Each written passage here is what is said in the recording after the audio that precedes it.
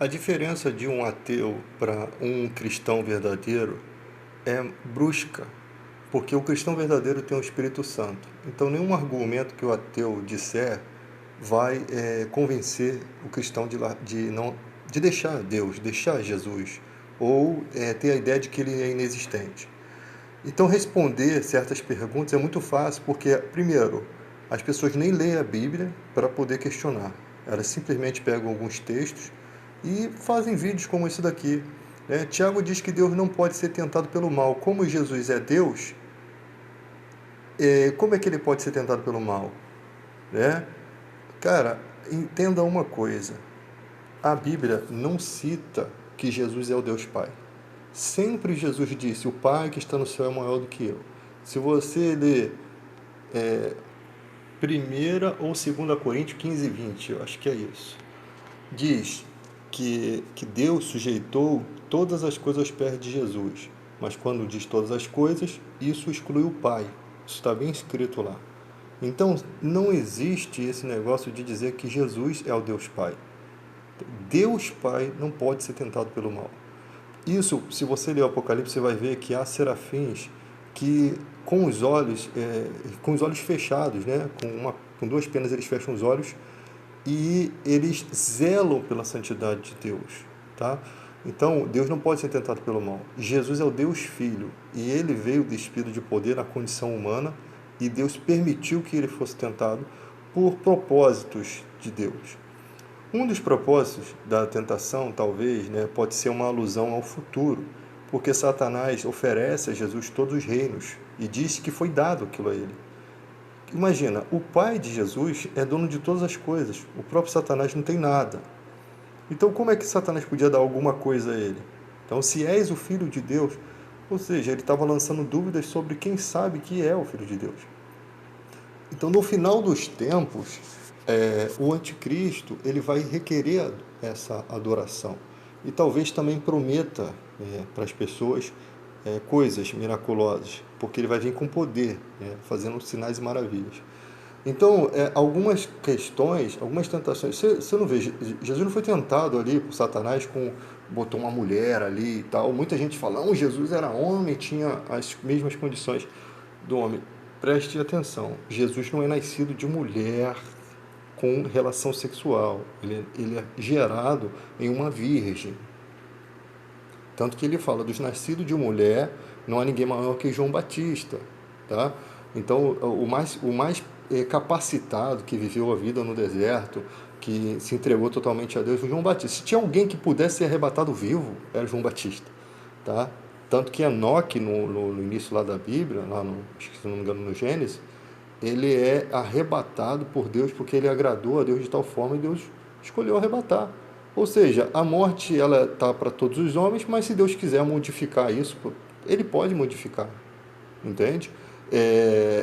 Então, Jesus ele não é um nascimento comum, tá? Ele é tão cheio do Espírito Santo no seu nascimento que João Batista foi cheio do Espírito Santo dentro do ventre da mãe dele. E olha como viveu João Batista, solteiro, no deserto, tá? Não viveu com desespero da carne como os seres humanos vivem. E você imagina o poder que há no Filho de Deus, que era um homem que jejuava. Jesus era um homem que estava em contato constante com Deus, um homem que estava sempre em oração, um homem que jejuava, um homem que é o Filho unigênito do Pai. Então as qualificações de Jesus não podem ser comparadas com as questões humanas. Tá? Ele não nasce debaixo do pecado de Adão e Eva, tá? Ele nasce na condição humana, tanto que maldito é aquele que for pendurado no madeiro. Essa foi o fato de se ser maldito, nem foi pecado, que ele nunca pecou. Então, ele se fez maldito por nós, por quê? Porque estava escrito que maldito é aquele que é preso no madeiro. Até nisso ele é inocente. Até nisso Jesus é inocentado. Porque ele não era culpado, ele foi acusado. Então, ele se fez maldição nesse sentido. Então, quando vocês colocarem esses textos, primeiramente, estudem a Bíblia, tá? Para não fazerem papel de idiotas. eu gosto de perguntas que realmente mexem com a nossa coisa. Porque esse tipo de coisa aqui é um desfavor, sabe? Você está prejudicando o conhecimento. Se você realmente tem ética, né, é que muitas vezes o cara posta isso e sabe que aquilo ali não é como está escrito, tá? Não é dessa forma como ele está entendendo. O pior são esses que lançam dúvidas sabendo. Isso você pode ter um castigo. Agora, quando o cara está na ignorância, aí posta umas coisas dessas. Inclusive, esses dias, um cara postou assim. Eu acabei com o argumento dele. Ele falou assim: é, se nós nascemos com um umbigo, Adão e Eva não tinham. Como que era Adão e Eva? De onde a gente herdou o umbigo? Adão e Eva não tinham umbigo? Possivelmente não, porque eles não foram nascidos pequenos, eles foram criados já adultos, já grandes, né? Já não como nenenzinhos, né? Então, eles já foram criados adultos, praticamente. Então, eles não tinham umbigo. O umbigo veio em Caim e Abel. O outro chegou e falou assim: ué, se só tinha Caim e Abel, como que a terra como que se procriou a vida, né? Se só tinha os dois. Não, não só tinha os dois. Se você ler a Bíblia, se você pudesse abrir a Bíblia e lesse, você ia perceber que Adão e Eva tiveram outros filhos, tá? E o incesto não era considerado pecado. Se a gente não tivesse as leis, a gente teria esses atos sexuais normalmente, né? Porque o objetivo de Deus era povoar a terra. Ele podia ter feito outro casal. Ele podia ter feito 2 mulheres para Adão, ou 10, mas ele escolheu que fosse por um casal. Ele escolheu que por um só viesse toda a raça humana, que só veio por meio de Adão e da costela dele Eva.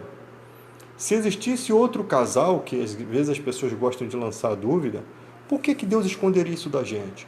Primeiro, que se existisse outro casal, existiria evidência material hoje em dia. Por quê? Porque não seria possível que os dois tivessem pecado. Até seria possível que os dois tivessem comido do fruto. Mas e se um casal só que participou do pecado? Os outros, primeiro, que não morreriam, seriam eternos. Você teria prova disso hoje. Segundo, que não seriam inocentes se não conhecesse o conhecimento do bem e do mal. Seriam seres inocentes. E com certeza seriam maltratados pelos filhos das trevas, que seria a natureza adâmica. Isso se fosse 2 casais, tá, galera? Então, você vê bem explicado, né, como que é essa questão bíblica, tá? A Bíblia, ela não foi feita para dar resposta para tudo. Ela não é feita para dar resposta para tudo. Ela só é feita para dar resposta no que diz respeito à relação do homem com Deus. A Bíblia sempre está tratando a relação do que o homem precisa para estar com Deus. E como consequência disso, se você não quer andar com Jesus ou andar com Deus, é um direito seu. Deus deu o livre-arbítrio, ele quis fazer criaturas que escolhessem a sua independência, que escolhessem o seu propósito, o seu caminho, mas que também assumisse as consequências pelos seus atos. Tá? Então, quando fala assim, pô, mas a gente vive num mundo que há muitas injustiças, é porque nesse mundo não habita a justiça plena de Deus. Apesar de existir justiça de Deus, as autoridades são ministro vingador de Deus para castigo dos opressores. Então ela habita uma certa justiça. E tem lugares que a justiça demora a ser feita. Quando você percebe ali a questão de Daniel orando e o anjo dizendo: Daniel, desde o primeiro dia que você começou a se humilhar diante de Deus, Deus ouviu sua oração. Mas há o príncipe da Pérsia que está nos impedindo. Ou seja, está falando de questões espirituais que às vezes demoram, e Deus não se apressa para fazer as coisas. Ele faz tudo dentro desses conformes, assim, por motivos particulares dele, né? Nós não temos como ordenar que as coisas sejam feitas da nossa forma. Então, no mundo não se tem a justiça de Deus. Agora, se não existisse vida eterna, Deus seria injusto ou inexistente. Porque como que uma criança sofre atrocidades, morre sem sequer ter direito à vida, né? Se não houvesse uma justiça maior, né, melhor, Deus seria injusto. Se não houvesse uma justiça melhor, Deus seria inexistente. Tá? Então Deus ele tem anos e anos de eternidade, bilhões de anos. Você vê, quando os cientistas falam do espaço, quantos bilhões de anos foi que surgiu o espaço. Eles têm uma noção, devido ao tempo que a luz leva para chegar até certo lugar, e eles sabem que aquilo foi construído em tantos bilhões de anos. Ou seja, você imagina 1 bilhão de anos vivendo na presença de Deus, com todas as coisas boas, num paraíso, como se fosse o mínimo, um paraíso de Adão e Eva. Eu sei que as coisas que Deus tem preparado é muito melhor, tá? Então, imagina, bilhões de anos, você não ia se lembrar de tristeza, de sofrimento, de nada. Não ia haver espaço para isso. É que nós vivemos numa perspectiva humana, né? E nessa perspectiva humana, a gente acaba viajando na maionese, acaba achando que Deus é injusto e tal. Não, é que a justiça dele vai ser feita no final de tudo, tá? Cada um vai receber o seu galardão, a sua recompensa. Então, deixa Deus trabalhar, né? E a gente vai seguindo nossa trajetória, a nossa breve e momentânea história aqui na Terra, tá? Então é isso daí. Jesus não é o Deus Pai, tá? Jesus, na condição humana, foi tentado, não experimentou o pecado, tá? Ele veio como ser humano porque ele passou por questões humanas, até porque ele teria que vencer o pecado com a nossa estrutura humana. Entende? Então entrou o pecado por um homem e por um homem vai reinar a justiça, vai sair o pecado. Foi por meio do sangue dele, do sacrifício dele. Tá? E eu não vejo problema algum nisso, né? Não existe problema nenhum nisso, dele ter vindo, sofrido, né? Mostrando o amor de Deus tão grande por nós, a ponto de dar o seu único filho. Ou seja, Deus está declarando o amor dele, que muitas vezes a pessoa sente assim, pô, eu não acho que Deus me ama. Não. Então, ele está mostrando o valor. Jesus, quando esteve na terra, ele fala, porque eu não andei ansioso pelo que havia de comer, pelo que havia de vestir, não vale mais as aves do céu do que vocês, elas não plantam, elas não colhem, e Deus alimenta elas, não vale mais a planta, bonita, vestida com aquela beleza, mas o sol amanhã vai vir, vai queimar, não vale vocês mais que as plantas. Então o problema do ser humano é a relação dele com Deus, que está quebrada. É essa relação que distorce os pensamentos dele acerca de Deus. Tá?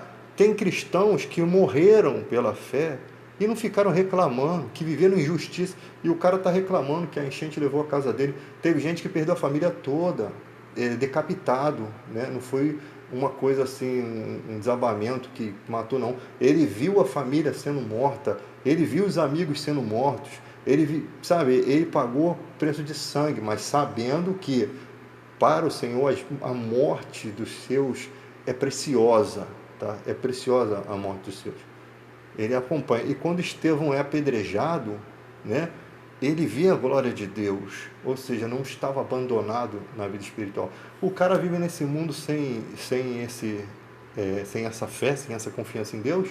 Quando chega no final da vida, o desespero deve tomar conta dele. Eu não vou ver mais meus netos, eu não vou ver mais meus filhos, como aconteceu com o Chico Anísio, né? Eu não tenho medo de morrer, eu tenho medo de não ver mais meus netos, meus filhos.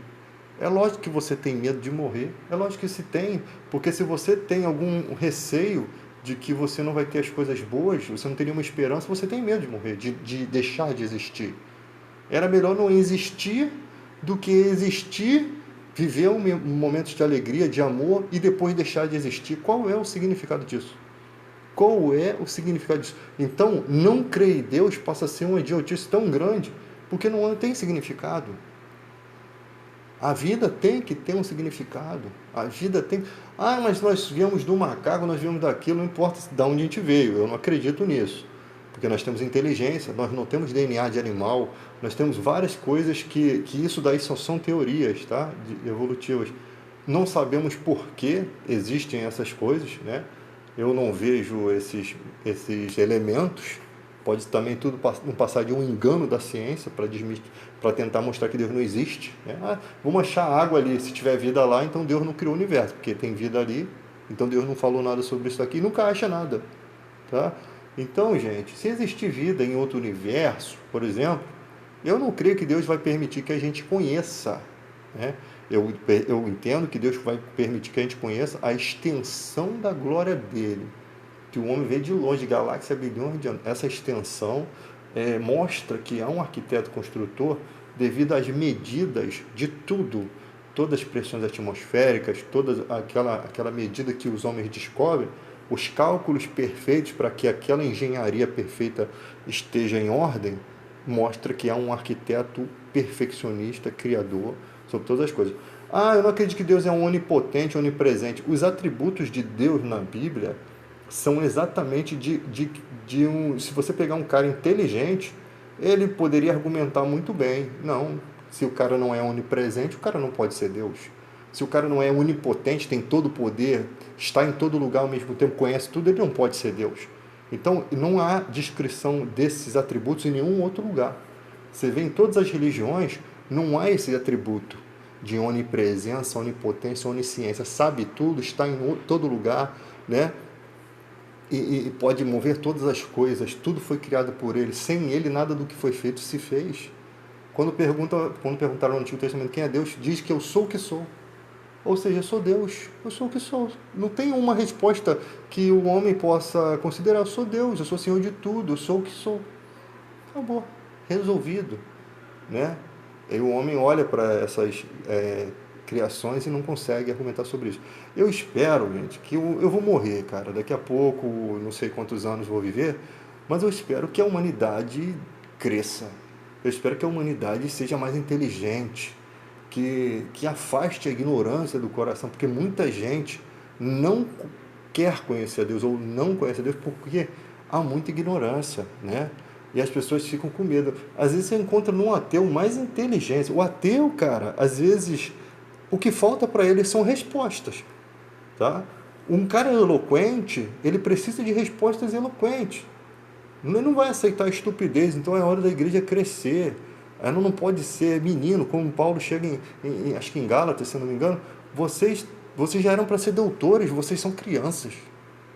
É o que acontece na igreja do Brasil hoje, em muitos lugares. Vocês já eram para ser doutores, vocês já eram para estar contagiando o mundo, vocês são crianças. Por quê? Deus me revelou, não revelou nada. Deus vai prosperar, não prospera nada. O Malafaia falou, não vai haver Covid, não vai haver nada. E está aí o vídeo dele fazendo papel de trouxa para todo mundo ver, né? Um cara que era um excelente pregador, conhecedor das escrituras mesmo, não é qualquer um não, ele conhece as escrituras bem, mas que não sei como, que o cara... Eu acho que o cristão, quando você não é especialista em ciência, em nada, você não pode afirmar uma coisa, você pode dizer assim, a minha opinião é essa. Outro dia ele foi falar sobre o povos da Palestina, ele tomou uma lavada de uma mulher que é palestina aí no TikTok, lavou ele, você não sabe de nada.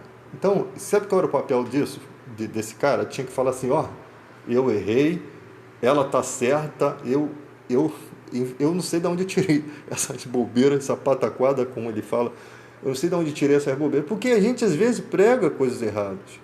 E eu já preguei muita coisa errada no início, eu aprendi de uma forma errada, achava que era daquele jeito, mas era menino, mas a gente cresce, tá? A gente cresce, a gente é menino e a gente precisa crescer em graça, em conhecimento. Primeiro em graça, favor, santidade, depois em conhecimento. Tem gente que só tem uma coisa e tem gente que só tem outra. É melhor ficar com a graça, se for para escolher entre graça e conhecimento, fica com a graça, né? Porque pelo menos o temor do Senhor é o princípio da sabedoria, né? Já está mais sábio do que os idiotas de plantão que ensinam pra caramba, mas vivem todo perdido. Então é essa dica aí que eu dou para vocês e fui.